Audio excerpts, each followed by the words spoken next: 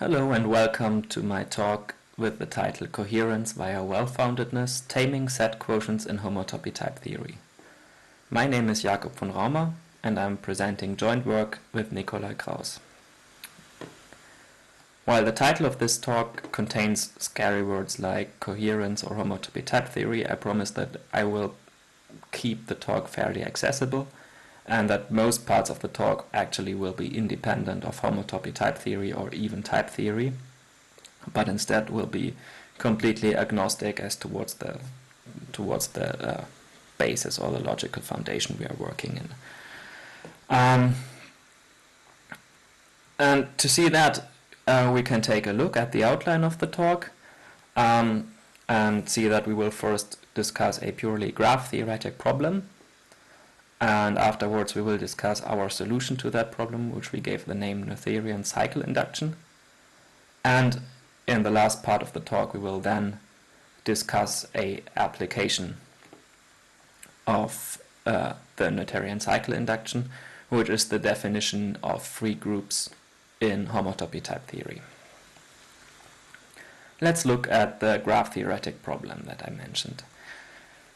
Consider a graph, or consider all graphs, and consider paths in a graph. Now if we want to prove a property about paths, one easy way to do this is to use that we can prove the property by induction, because every path is either empty or it's created by adding another edge to a smaller path. But now if the property we want to prove doesn't hold or isn't formulatable in for all paths, but just for closed paths, then there's no obvious way to apply induction. So take for example the closed path in the graph on the left. If we take out an edge from the graph, from the path, we don't get a smaller closed path, but we get a path which is not closed anymore. So if we want to prove a property for all closed paths, it's not clear how to prove it. And indeed, it's important that this is not trivial, because that actually makes certain areas of graph theory interesting, or homotopy theory. And the endeavor of this talk will be to approach a special case of this problem and then to present applications in homotopy type theory. To tweak the problem a little bit, let's change the graph a bit and say that we are working not in the most simple of graphs, but we're working in directed graphs and in directed multigraphs. So edges have a source and a target, and we can have multiple edges between two vertices. And we say that we want to prove a property for every closed zigzag in a graph, where a closed zigzag is something like the path or the zigzag marked red in the graph on the left.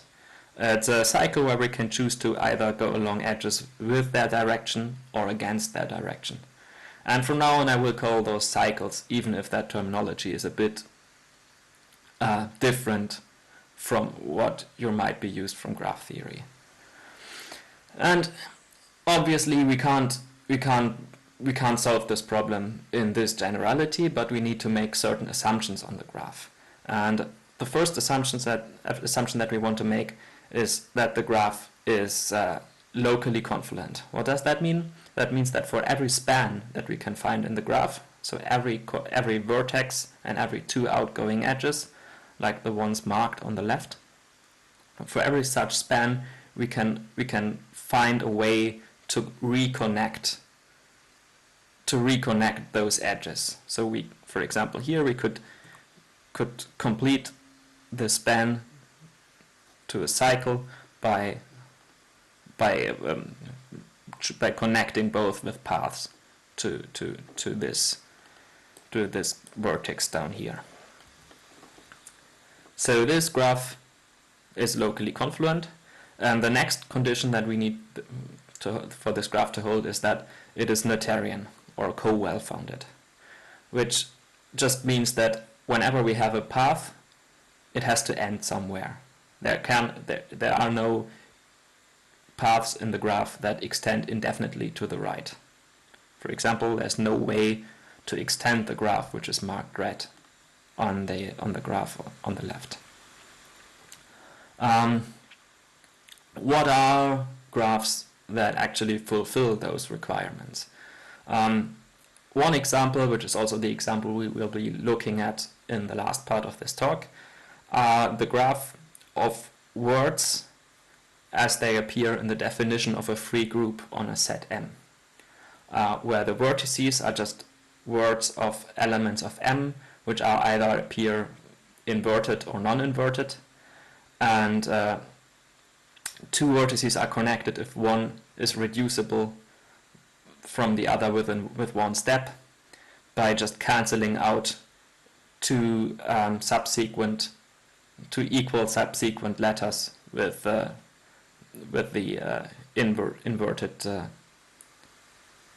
polarity. So for example, you could either cancel out m and m minus 1 here, or you could cancel out m3 minus 1 and m3, and you would arrive at two different reduced words, which you could then reduce further.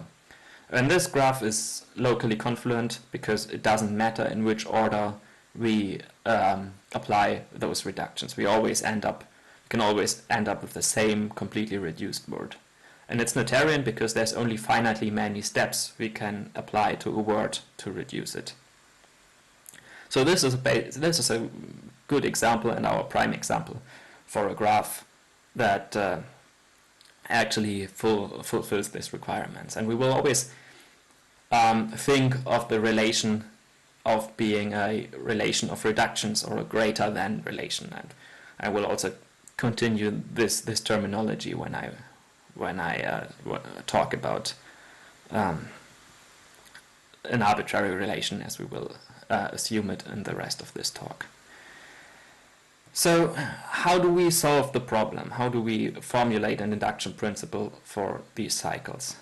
And I subdivided the steps to arrive at this induction principle into 4 steps.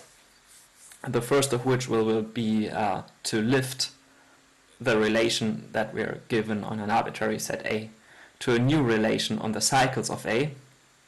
And in a second step we will then prove that if the original relation is Latarian, then the lifted relation on cycles is Latarian as well. Then in a third step we will show how we can decompose any cycle in the graph of the relation into a confluent cycle and a smaller cycle according to the lifted relation. And using this decomposition we can then show the theorem that we call Latarian cycle induction, which basically states that we can show a property for all cycles by just showing it for the empty cycle, for confluent cycle, and for the merge of two cycles. Okay, let's go on to step 1. First, we will not extend the relation on A to cycles, but to lists, and we will use something which we call the list extension of the relation. So let's start out with the relation, and then we will define a relation on the list of elements of A, which is generated inductively by this one generator. So that just means that it's every edge in this list relation consists of choosing an element of the list, like this A, and then replacing it with a sequence of elements which are all smaller than A according to our relation. So we replace one element by a whole sequence of smaller elements. And now we can show that if the original relation is Latarian, then the relation on lists is Latarian as well. This is not a completely new result, but it's very similar to a similar definition on multisets, which is given by Tobias Nipko. In the second step, we will then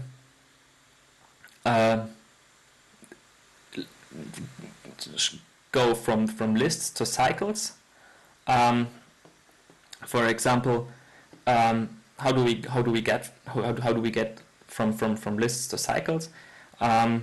Let's take a cycle like the one on the slide, and we will define its vertex sequence to be just the list which contains all the vertices of the cycle. So in this case, just A0, A4, A3, A2, A1.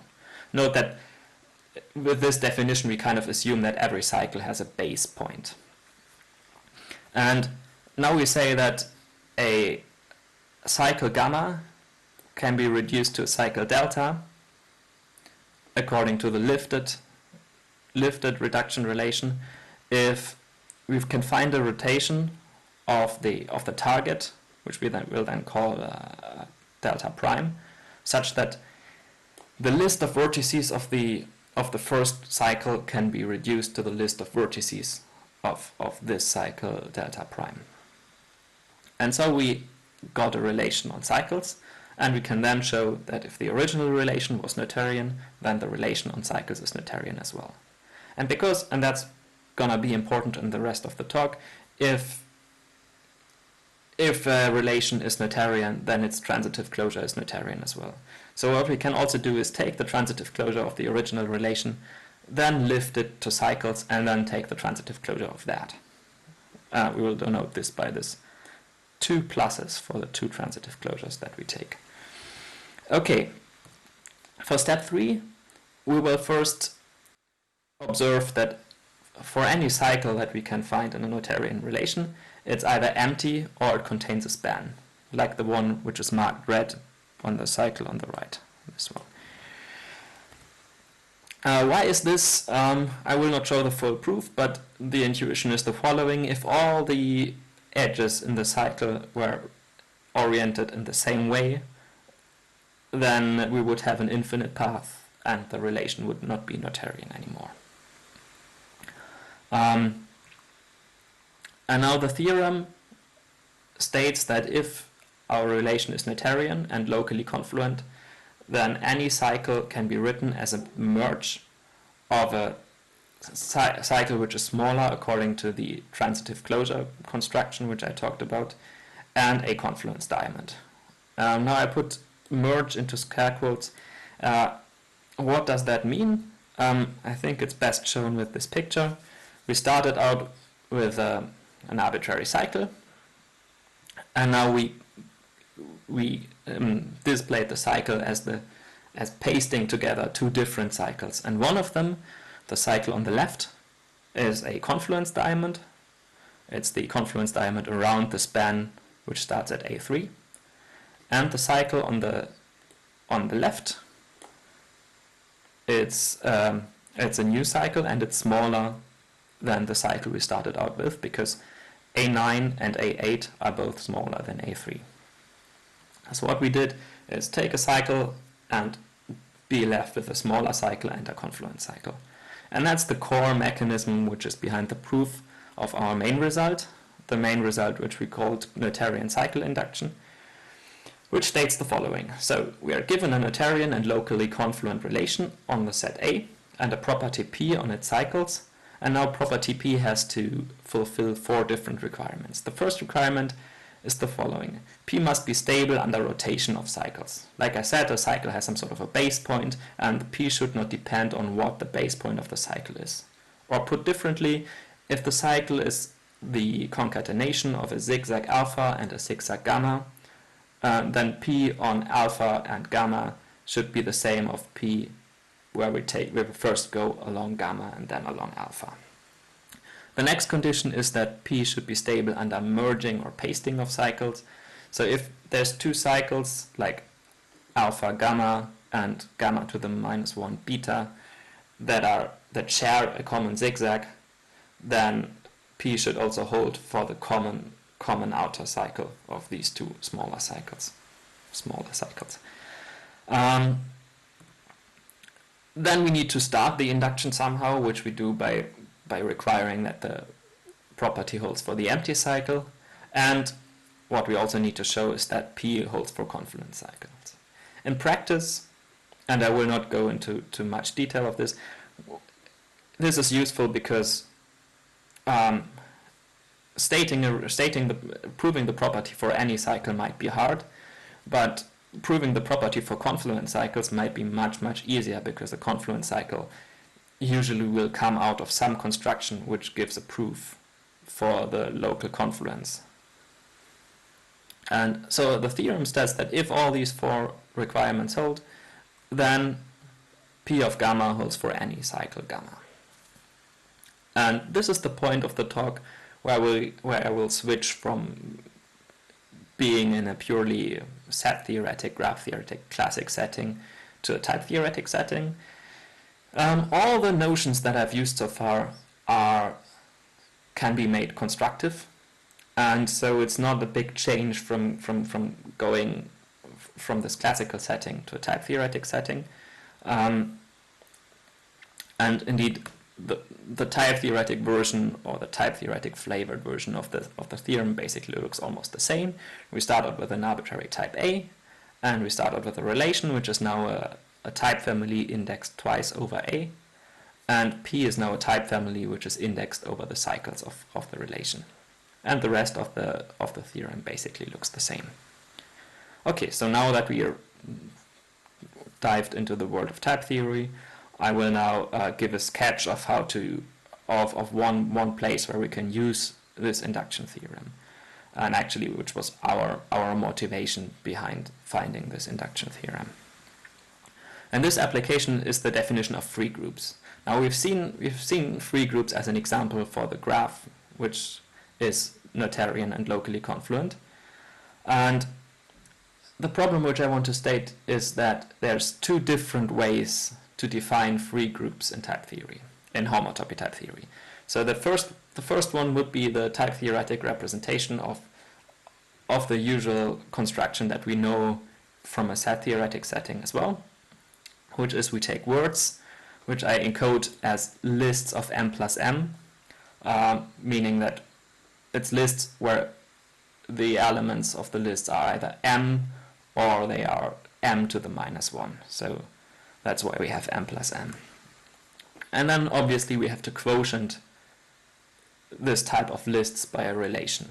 And you can say that this relation is also an inductive type. It's inductively generated by the following constructor, where the reduction step is exactly what I presented earlier.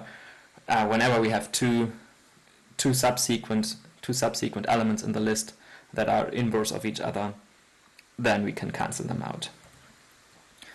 But then in homotopy type theory there's also a very convenient way of avoiding having to define this relation, which is using the higher groupoid structure of the types themselves. And we can do that by defining the free group instead of the loop space as the loop space of a higher inductive type.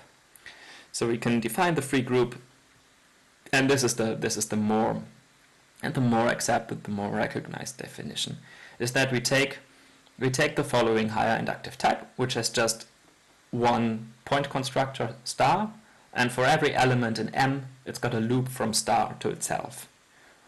We could also display this as a homotopy co-equalizer. But yeah, that's the higher inductive type. And then if we take the loops of this higher inductive type, we basically get the relation for free, because the relation already holds in the algebra of equalities in homotopy type theory. And so now we have these two approaches, one which comes from the classic definition, and one which comes from synthetic homotopy theory. And we might ask ourselves, and this is an open problem, do these two definitions coincide, in the sense that this quotient on lists is the same as the loop space of the higher inductive type? And this question remains open, but what we can apply our induction theorem to is an approximation to this open question, which asks if the one truncations of these two types actually coincide. And because the quotient on the list is already a set, this question is tantamount to asking, is the fundamental group of the free group trivial? Which is a question which might sound odd to people who are not familiar with homotopy type theory. But answering this question, whether the one truncations of these two types coincide, we need to construct an equivalence between two types, and that means that we have to construct a map from the quotient of the lists to the one truncation of the loop space. And we have looked at what that means, mapping out of a set quotient and into a one truncation, and one can come up with a characterization of the maps. And one possible characterization is that the maps from the quotient into the one space, into the one truncation, are equivalently given by triples consisting of data f, h, and c, where f is a map from the non-quotiented type into the same codomain. H makes sure that the relation that we're quotient by is actually respected. So whenever L1 reduces to L2, f of L1 equals f of L2. But then, because we're not mapping into a set but into a one type, we need a third piece of data, which is what we call C for coherence, which says that any cycle in the graph which comes from the relation that we're quotienting by has to be mapped to the reflexivity witness for any cycle of this relation, for any cycle gamma.